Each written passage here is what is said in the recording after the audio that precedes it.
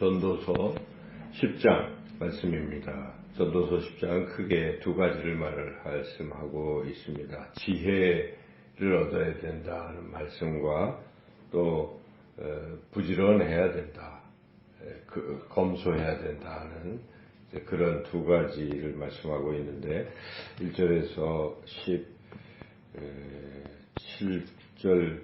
17절까지가 이제 그런 지혜에 대한 것이고요. 18절에서 20절은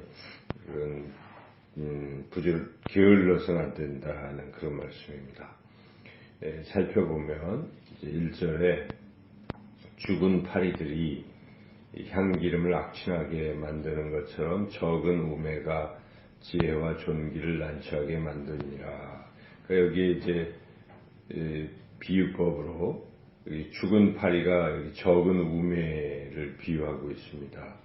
그리고 향기름이 지혜와 존귀인데 이 이제 향기름 향내가 나도록 이제 기름이 좋은 게 있는데 거기에 죽은 파리 한 마리가 딱 떨어지면 다 못 쓰게 된다는 것이죠. 그래서 죽은 파리 한 마리 별것도 아닌 것 같지만 그 하나가 이 아주 귀한 것을 나쁘게 만들 수 있다. 즉 지혜, 이 좋은 지혜를 여기 아주 적은 어리석음이 훼손시킬 수 있다.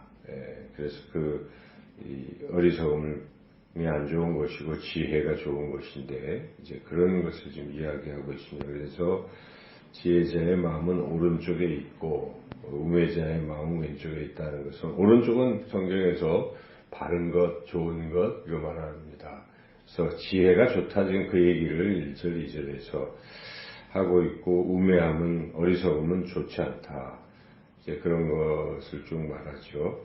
이제 예를 들어서 이 지혜로우면 이제 힘이 센 왕이나 주권자가 화가 났을 때 지혜로운 사람은 그 사람을 그 곁을 떠나지 않고 도망치지 않는다는 것입니다. 그래서 그 분을 가라앉히고 공손하게 이렇게 해서 뭐 잘못한 게 있으면 용서를 받고 해서 이 주권자의 노를 가라앉혀야 되는 것이죠.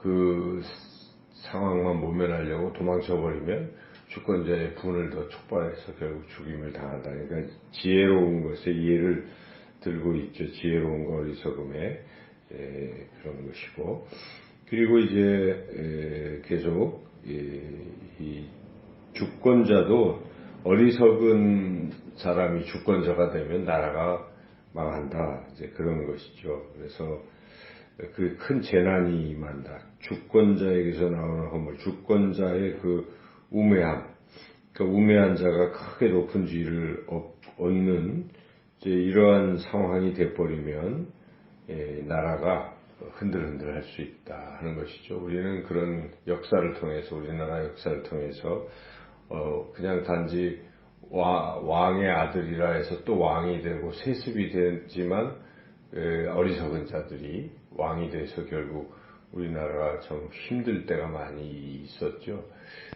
그리고 힘이 세다 해서 무신난을 일으키고 또 최근에도 그런 또 쿠데타를 일으켜서 할 때 그 우매한 자가 정권을 잡으면 국민이 도탄에 빠지는 거죠. 그래서 이렇게 지혜가 중요한 것이다. 권력보다 지혜가 더 중요하다는 것을 말씀하고 있습니다. 여기 이제 10절이 지혜로운 것의 적절한 예인데 10절을 한번 읽어보겠습니다. 철연장이 무디어졌는데도 나를 갈지 아니하면 힘이 더 드느니라. 오직 지혜는 성공하기에 유익하느니라. 열심히만 한다고 되는 게 아니죠. 철연장이 무디어졌는데도 그냥 그 연장을 가지고 일을 10시간, 20시간 오래 한들 뭐 효과가 없다는 것입니다. 근데 지혜로운 사람은 날부터 갈아야지 하고 날을 갈고 한두 시간 일해도 효과가 더 크다 하는 것입니다. 결국 지혜가 있느냐 없느냐가 성공과 실패를 결정할 수 있다. 이제 그런 거죠. 그래서 계속 이제 그런 예들을 이렇게 쭉 말하고 있습니다. 그래서 지혜가 참 중요하다 하는 것인데, 중요한 것은 이 지혜를 어떻게 얻을 것이냐 하는 것입니다. 그러니까 우리가 또 여기서 말하는 지혜, 사람의 지혜보다 더 높은 또 그런 지혜는 하나님이 주시는 지혜죠. 그래서 우리가 지혜를 구해야 됩니다. 지혜는 얻는 것입니다. 지식은 우리가 뭐 노력해서 머릿속에 집어넣는다고 해도 그 머릿속에 있는 지식을 가지고 판단을 한다든지 하는 것은 불가능하죠. 그래서 지혜가 필요한 것입니다. 지혜는 공부를 많이 하고 안 하고의 문제가 아니라 이 지혜는 특별한 것입니다. 그래서 지혜는 하나님으로부터 받아야 되는 것이죠. 근데 우리 야고보서 1장 5절에 보면 너희들은 지혜를 구하라.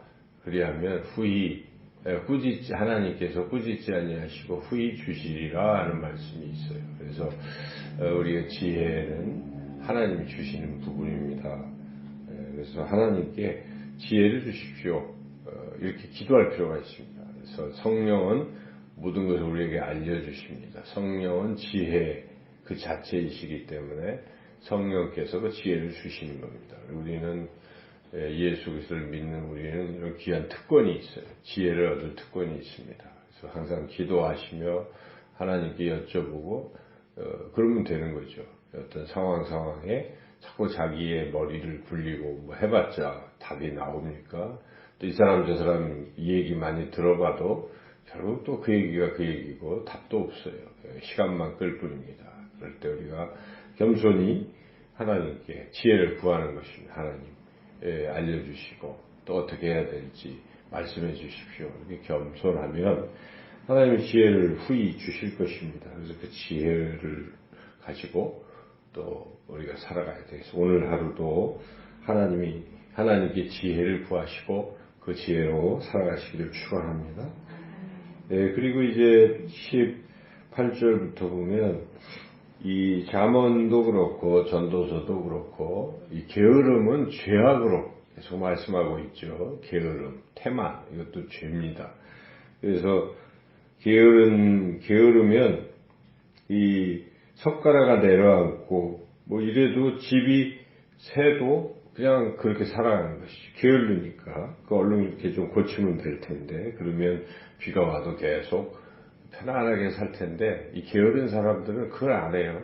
그냥 그대로 방치하는 거죠. 뭐 비세는 그것뿐만 아니라 뭘 조금만 깨끗이 치우면 편할 텐데 그냥 그대로 두는 것이죠. 게을러서 그렇습니다.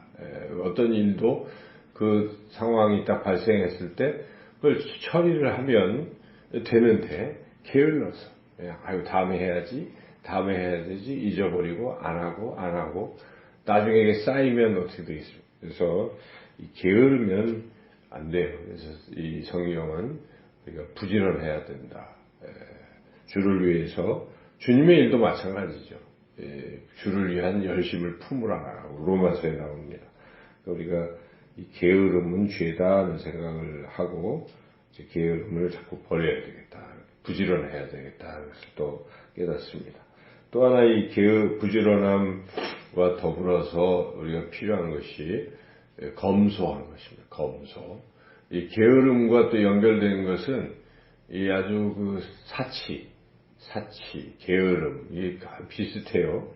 그래서 여기 19절에 보면 또 이제 사치하는 모습, 잔치는 희락을 위하여 베풀고 포도주는 생명을 기쁘게 하는 것이나 물론 그런 걸 즐기고 하는 것이 뭐 좋겠죠. 순간적으로. 그러나 거기에는 돈이 든다.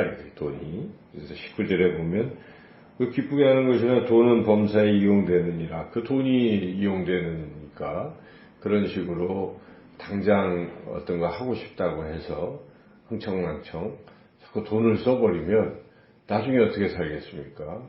배짱이 같이 되는 거죠.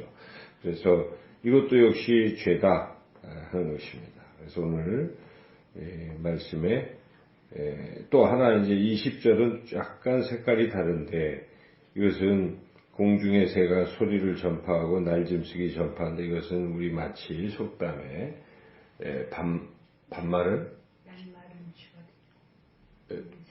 새가 듣고 반말은 지가 된다. 그런 말이 있지 않습니까? 그래서 항상 얘기하는 게 비밀스럽게 얘기해도 다 들어요. 그래서 우리가 조심해야 되는 것이고 하는 것이다. 그래서 오늘 이 전도서 10장에서 지혜를 구하라 하나님께, 그리고 부지런하게 또 검소하게 이렇게 살아가라 하는 말씀을 유념하시고 오늘도 이 말씀을 붙들고 잘 은혜롭게 지혜롭게 승리하는 복된 하루의 삶을 살아가시기를 주님의 이름으로 축원합니다.